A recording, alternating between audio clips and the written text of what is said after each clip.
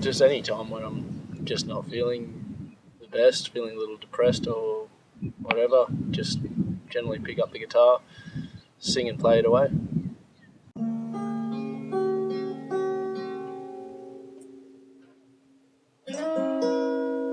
When I'm playing solo is when music seems to do the most for me, personally. Otherwise it seems to be just for other people and I don't really enjoy it as much. The power of music is often underestimated, taken for granted and ignored. It relieves us, it cheers us up and brings us down, but just how deeply does it affect us? We all know it does, but we don't know why or just how much it can change us. Could it be more powerful than we ever even imagined?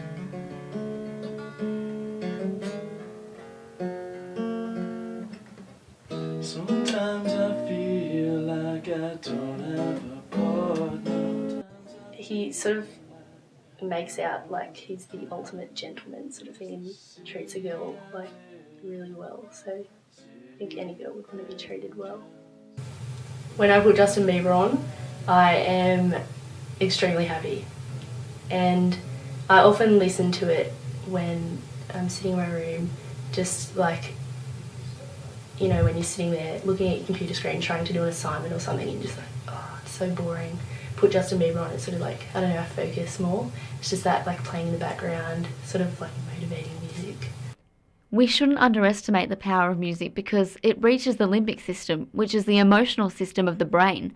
Although it functions slower than most parts, it can actually take over the entire system.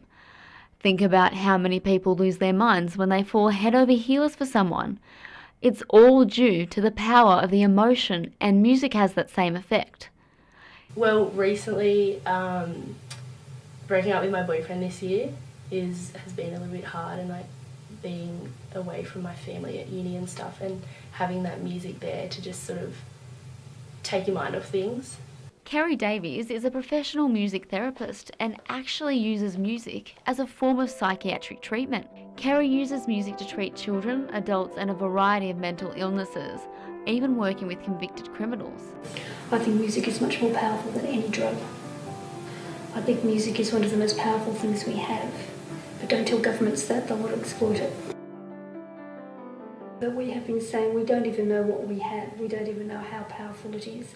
But it's the one thing that society finds commercially viable, but they don't understand the reason why we have music. They can't define music in terms of why we need it in our lives.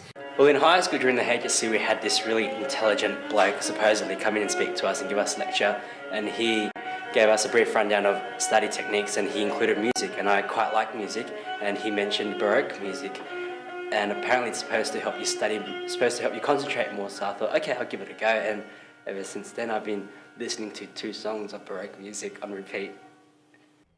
From emotions to memory, music affects our brain significantly.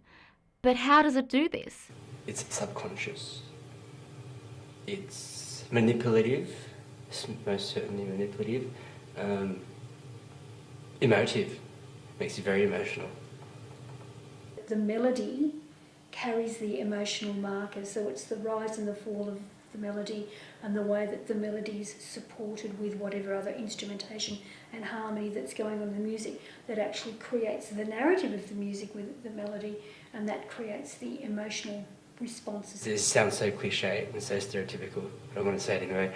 It reminds me of what the whole reason why my family came to Australia in the first place, just to give us us kids a better future. And when I listen to that, I want to make my family proud of me, so it motivates me to do better.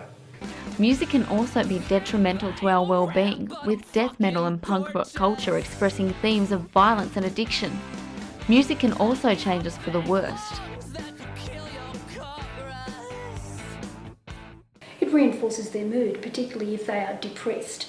What happens is that it's this sort of, and I'm probably going to cop this by saying this, but a lot of people who are depressed enjoy being depressed for a very short period of time until it takes them over and they suddenly realise they can't do anything about it. It's this wallowing effect. It's this comfortable feeling of I'm sad and I want to be sad sort of feeling, and so you'll put on something that reinforces that. We really don't know what we've got.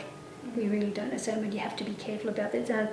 Music therapists burn out really quickly because you find that sort of you're giving and you're giving, you don't realise that you're giving and you're giving because the music seems to spur you on and spur you on and spur you on. Then one day you find yourself, you're falling down on the ground, you don't know why. My husband had been jumping up and down for years saying, you're doing too much, you're doing too much, you're doing too much. I know, I'm all right, I'm all right. Then yes, I found myself on the floor and I thought, right, okay, time off for a while. It took 2 years. It took 2 years for me to be ready to go back. Yeah. If I knew how to fire a rocket into outer space with music, I would. It's just, it's the potential for music is unlimited. We're only just basically starting to understand what music is and what it can do. A classical Chinese song, and you go to an Asian wedding, you would hear it for sure, guaranteed. Ready?